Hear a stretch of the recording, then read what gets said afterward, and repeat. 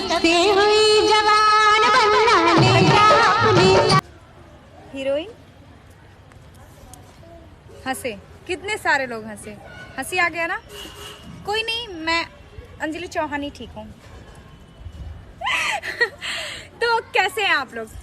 उम्मीद करती हूँ बहुत ही अच्छे होंगे। तो आप लोग इस नए साल पे क्या कर रहे हैं? मैं तो आप सबके लिए बहुत ही स्पेशल धमाकेदार फुल डांस की वीडियो अपने YouTube चैनल के लिए बना रही हूँ, आप सबके लिए।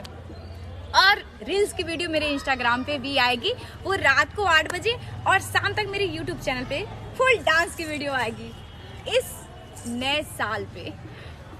पिछले साल को लेके सॉन्ग है, माधुरी मैम का है। तो आप लोग गेस करके कमेंट्स में बताइए कि कौन सा सॉन्ग हो सकता है, ठीक है? और मैं तो अब बोल दीजिए, हीरोइन लग रही हूँ ना? कोई नहीं, ठीक हूँ।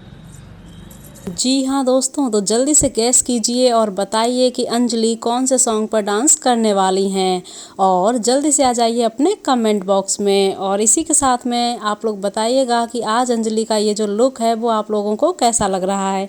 क्या अंजलि वाकई में हीरोइन जैसी लग रही हैं? तो कमेंट कीजिए।